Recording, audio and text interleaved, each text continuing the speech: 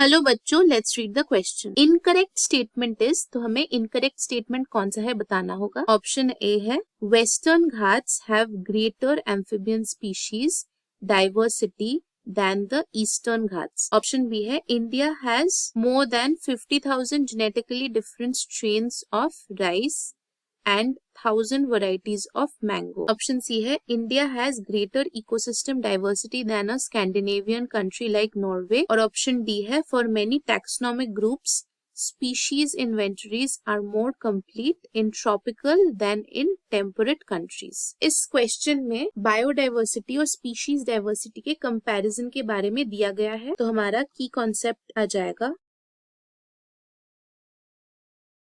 Biodiversity and species diversity. चलिए options को analyse करते हैं। पहला ऑप्शन है western Ghat have greater amphibian species, तो ये कह रहे हैं वेस्टर्न घाट्स में ग्रेटर एम्फिबियन स्पीशीज डाइवर्सिटी होती है देन ईस्टर्न घाट्स। ये स्टेटमेंट सही है। वेस्टर्न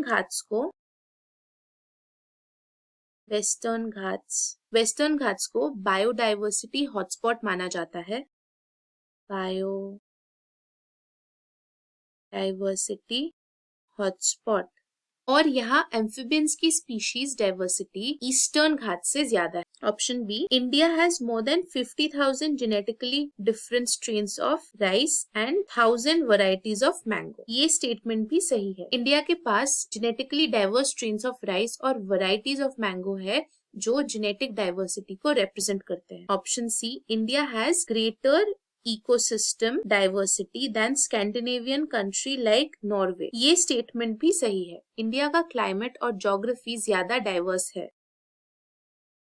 मोर डाइवर्स, जिससे इकोसिस्टम डाइवर्सिटी भी ज्यादा होती है compare to a Scandinavian country like Norway, जो ज्यादा